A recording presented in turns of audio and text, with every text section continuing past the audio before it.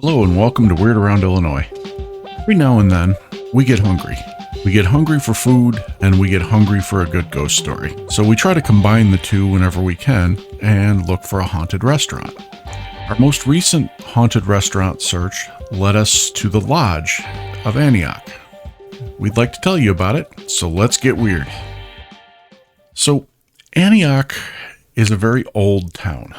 It looks like an old town. I mean, you got the old shop fronts, storefronts, and everything.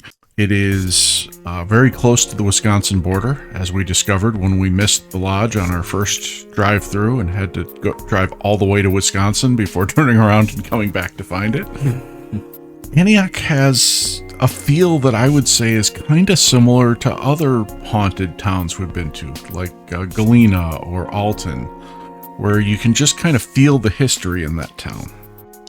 And as you would expect for an old town like that, it has a lot of haunted places. And apparently there are so many haunted places.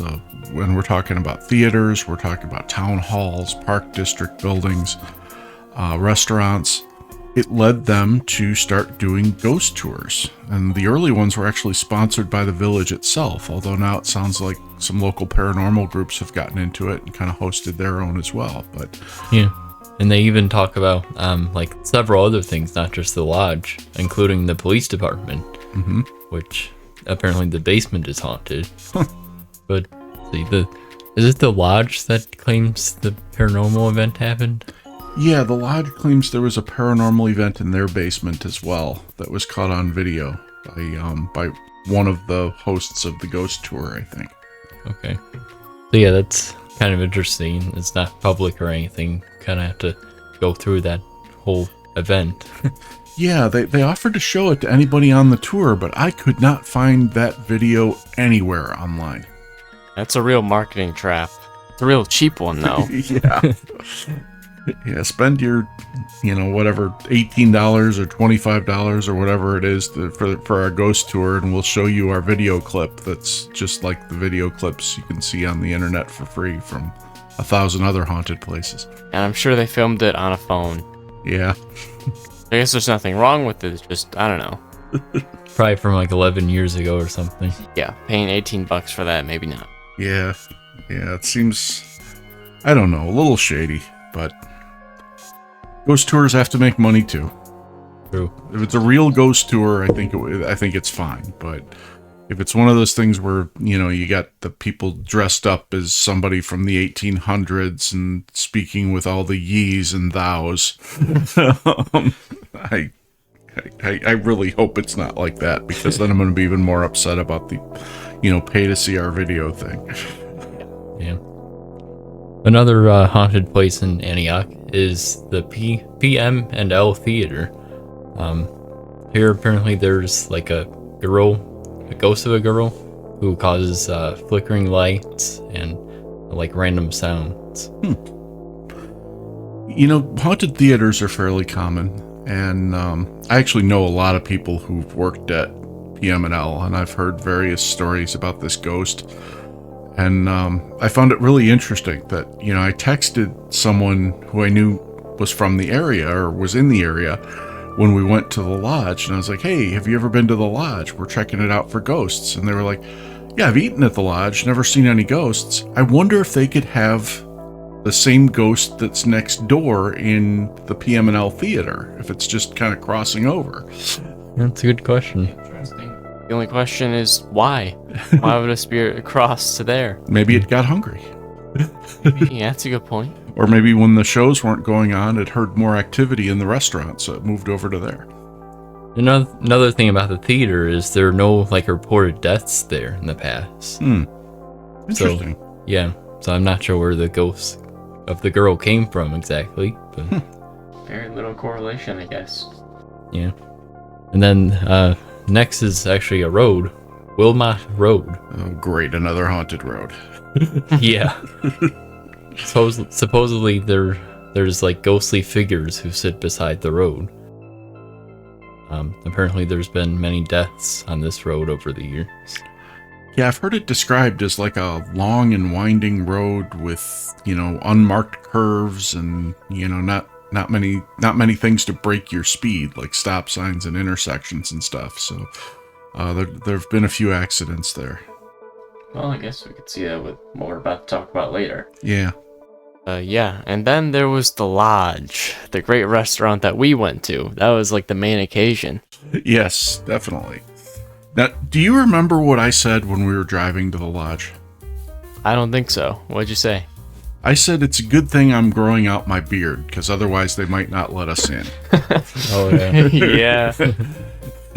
And you guys didn't quite know what I was talking about, but Then you specified a little bit more somewhere on that drive as well.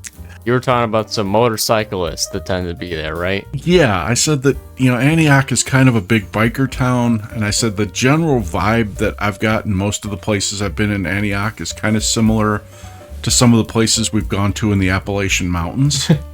I was thinking Wild Willie's Roadhouse as we were approaching.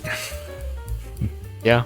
And you weren't wrong. When we went in there, honestly, I took that as just a complete joke. I didn't think much of it when he said that. But then when we actually got in there, just a brief description of what that place looked like. I mean, the layout, like ignoring everything else, is just your standard bar setup. I mean, you had the way we walked in anyway, I think there were like entrances. To your left, it was the bar, a bunch of seats. The whole area was just a whole line of seats for the bar, and then to the right was the seats for the actual restaurant. They weren't really that well separated, but that's okay because we still got food and service, so that's all that matters. I found it interesting that there were no two matching tables in the entire bar or the entire restaurant. Yeah, you're not wrong. I didn't think about that, but yeah. I mean, I don't care. I mean, I'm not one of those people who rates the place on the elegance of the decor and, does everything match and everything else. As long as the food's good, I really don't care. But yeah. I thought it was cool. Yeah, really, as long as we get to see. We've gone to quite a few bars where it's genuinely just so crowded, or like so packed, we don't even get service to get a seat. So True. We got lucky with this one. Yeah, I think there was only one table left, wasn't there? Or two? There were two, but like one was a 6 seat and the other one was 4. Yeah. Or no, 2. Yeah, no, it's 4. Sorry. It's 4, yeah. So yeah, we got our seat. The last 4 sat there, ordered some drinks, and the first thing that one of you saw was a ghost. Like some little drawing on the table that first saw as a ghost, right? Yeah, I personally think it's just a smiley face, but it does in a way look like a ghost because it's like kind of a white background. Yeah, when you pointed out, I started to see it more as a smile as well. But like you could sort of see the outline of what could be a ghost, but not like in mark or anything. It was just sort of like engraved into the wood, I feel like. Yeah. Yeah. But hey, I mean, how many places do we go where we find a ghost that quickly? Yeah, that's true. Maybe we were just so delusional that we were looking for a ghost, and that's the closest we got. Yeah. Well, remember when we went to the place Mrs. P and Me up in Mount Prospect, I think it was? Yeah. We didn't get to see a ghost till the very, very end when she drew one on our check. Oh, wow. Oh yeah.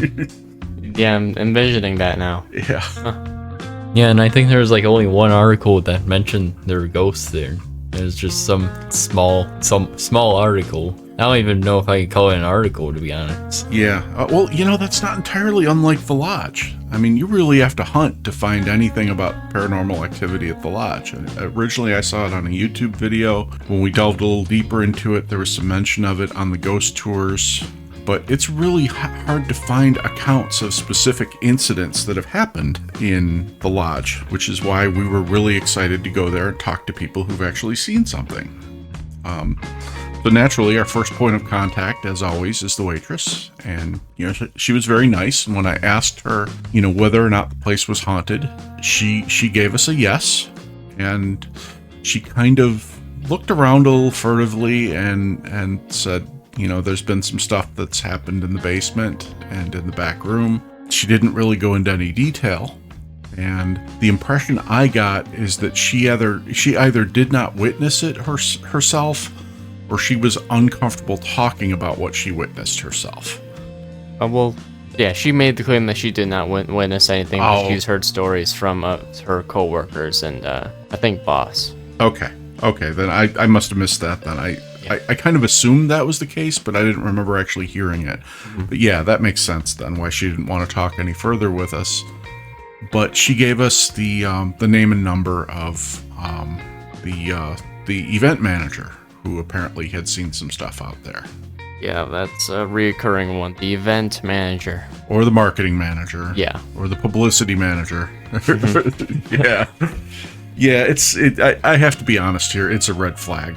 It's always a red flag when we go to a supposedly haunted location and the person who knows the most about the haunting is the person who does the marketing or event planning for the place, because then you start to think, oh, okay, maybe this is all part of their marketing campaign.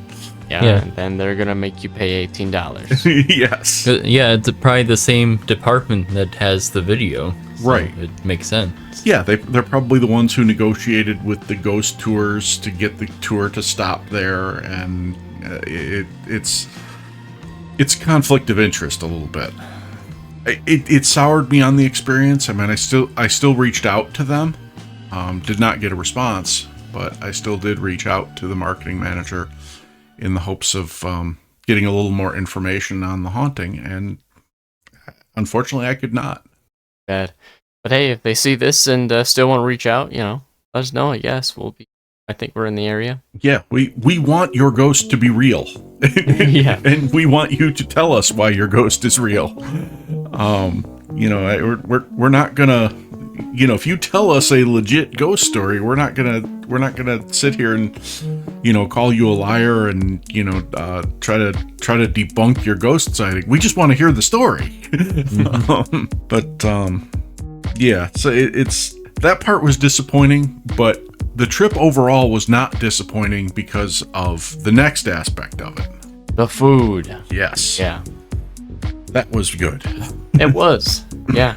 I mean, for starters, we ordered just normal cheese curds. I mean, you can never go wrong with that. They were homemade, of course, so. Yeah, hand breaded, delicious. I thought, definitely top 2 or 3 best cheese curds I've ever had. For me, it was top 5, I believe. I guess the way I describe it is the cheese was really high quality. I feel like, that was some fresh mozzarella. But the breading for me was sort of bland a little bit. Yeah, see, now to me, the breading was pretty flavorful. Yeah, and I me thought too. the cheese was bland.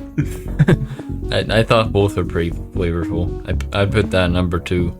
Yeah, and to clarify, you could only go so far with cheese flavor alone. I mean, obviously you have to have some stuff on the breading. Yeah, you're our cheese hater on the team. So. I love melted cheese, just not like solid cheese. Yeah, the breading was fine. It's just I would have liked a little more. Well, if it bothered you that much, I could have eaten your cheese curds. No. No, that overall those were excellent. I mean, we're nitpicking here. Those were really good cheese curds. Yeah, they were. There was not one of us complaining about those cheese curds while we were eating them. Yeah. But then we went to the actual food, and I know you guys went to your go-to. You went to some kind of burger. What did they call it? Was it like the Great Lakes Burger or something? Or Chain of Lakes Burger. Yeah, Chain of Lakes. Chain of Lakes. Yeah, that's because it's right on the chain of lakes. All the little lakes that hook up to the Fox River up there. Yeah, it was basically a barbecue bacon burger. I mean, that's why I ordered it. It's just a tradition. Yeah. But mine at least had like 2 big like breaded onions on them. Oh yeah, so that too. I think my mistake was I left like one of them on there, one of the big bread onions, and I think the whole thing kind of fell apart because of that one thing. All right. Yeah, you had quite a mess going on over there. Yeah, I don't know what happened. Everything just kind of fell apart. That's what happens when you put too much stuff on a burger. It's weird because for me, I got the exact same thing, the 2 onion rings on there, and it held together amazingly. I mean, I had to somehow readjust my jaw to be low enough to eat the whole thing. But I made it work. Maybe you shouldn't have removed the 1 onion ring. Maybe that was like a load-bearing onion ring that was holding the whole thing together. Yeah, maybe. Yeah, it's like a dam or a bridge. Right. One little component removed and it's all over. Yeah, you were basically the Mothman of your burger. You removed that one little bolt and it just fell apart. Yeah. Yep. I should have went all or nothing. Either leave all the onions on there or just get rid of them all. Yeah. But it tasted good, right? Oh yeah. Yeah, that was good. Okay. I had the soprano sandwich, which is like it's an Italian beef sandwich with mozzarella. You can get peppers on it if you want, but it's on garlic bread. And I had not had a beef sandwich on garlic bread since Valentino's of Arlington Heights closed in like the early 2000s. So I was really, really excited.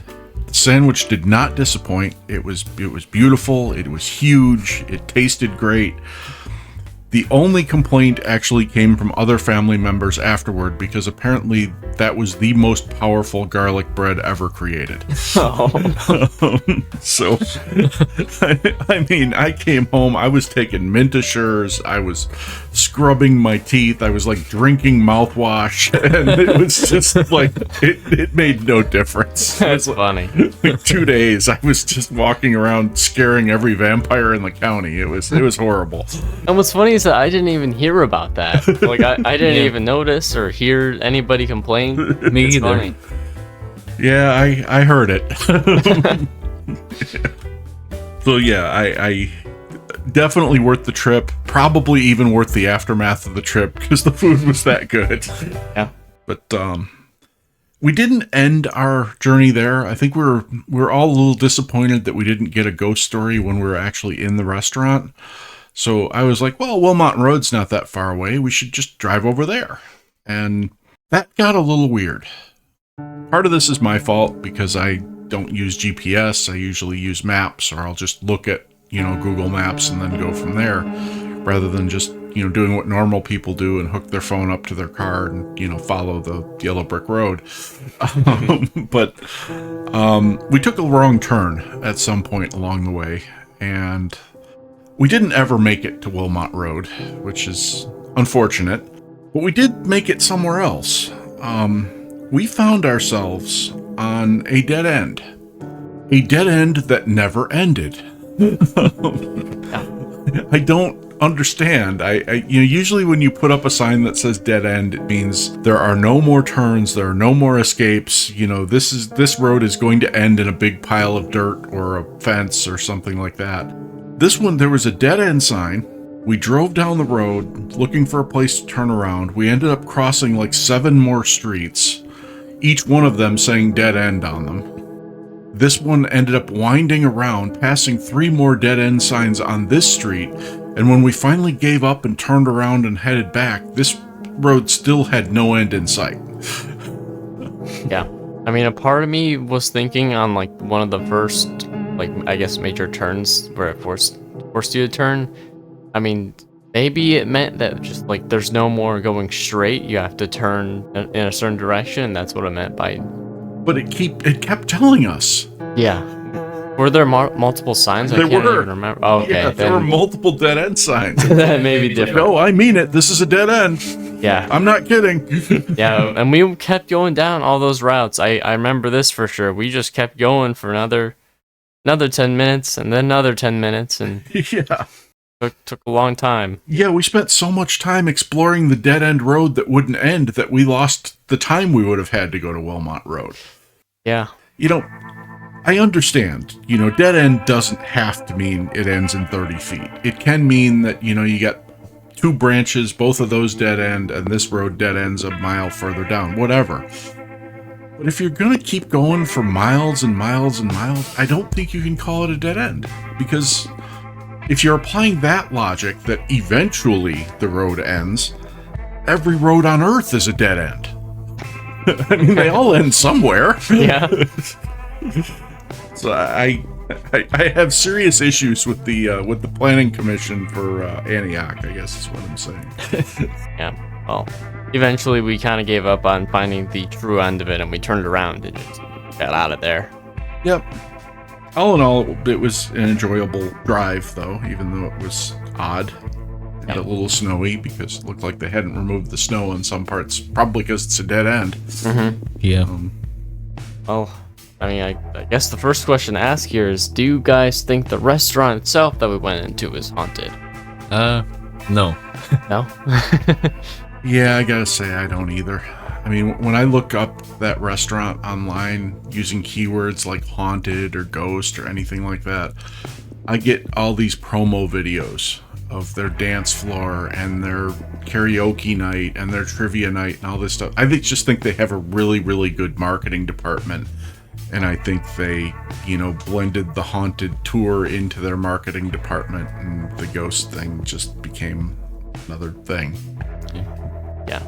There's every possibility this place could have been haunted.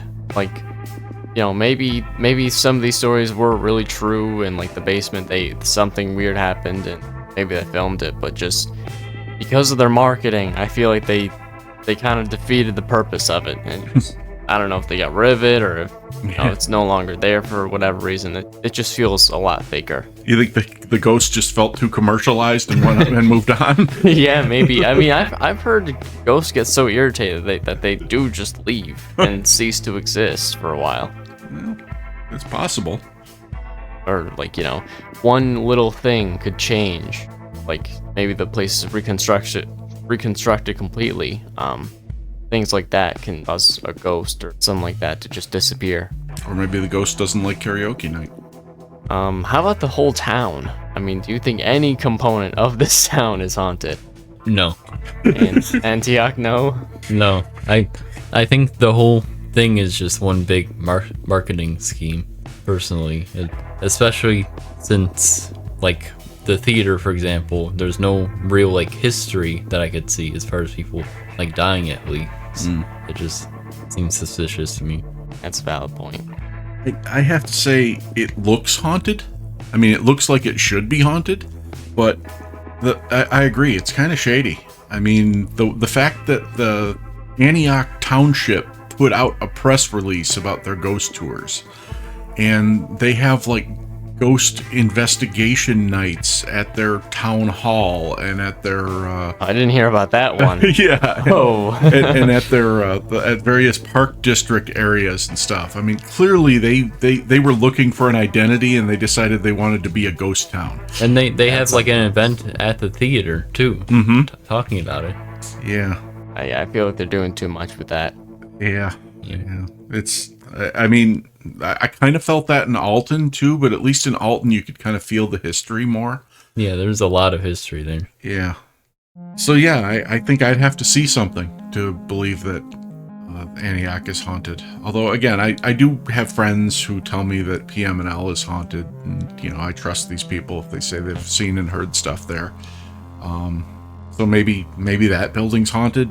Maybe.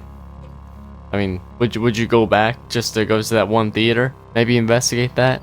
I would go back to investigate that theater if we're going to eat at the lodge afterwards. All right. That was some good food. Yeah. What about you? How do you feel about the hauntings? The town itself, that sounds like a bunch of baloney. I'm like at the town as a whole, and then they're holding town meetings. Or like not town meetings, but I mean like town exhibits, if like you will. Events. Yeah, events. That's pretty bizarre. I guess I should add one other little layer to this. That all this seems to have cropped up in the last few years. I grew up not too terribly far from Antioch, and I had never once heard a story of a ghost in Antioch until I was probably in my 30s. So it seems to me like there's definitely like a marketing push that happened at some point, like in the early 2000s. We're gonna have to see if there was like a new ownership or like a new mayor or something of that town. Yeah, maybe a new village board. Yeah, new village board. Or just a new village marketing manager. Yeah, who maybe we too. should contact about these hauntings. They probably won't want to speak with us after this one. Yeah, that's true. Yeah. We're really wearing out our welcome here. We're not going to be welcome in Antioch. We're not going to be welcome in Indiana. Yeah. We're sorry, Indiana. Yeah, we lost a subscriber over our Indiana video. Yeah, I mentioned this like after we recorded the Wisconsin video, which hopefully all the viewers listening to this saw. Like we went from hating on Indiana a bit straight to loving Wisconsin, and I just found I guess irony in that. I have to say, there was a part of me that was really enjoying the idea of picturing somebody rage quitting our podcast after hearing what we said about Indiana. So hopefully we won't have that effect on Antioch, though, because I don't really have a problem with Antioch. It's a very nice town, and Yeah, it's and fine. The food at the lodge was really good. Yeah. I've fished in Antioch many times, and I've bought stuff in Antioch, and it looks like they have some nice antique shops. Those are probably haunted now that I mention it. But yeah, I feel like their marketing is a bit shady. Yeah, sums it up. Yeah. Well, if any of you have experienced a haunting in Antioch or anywhere else in or around Illinois, we would love to hear about it. If you know of a good haunted restaurant we should add to our list to check out the next time we are hungry for ghost stories and food, we would love to hear about it. As always, we thank you for listening and thank you for subscribing.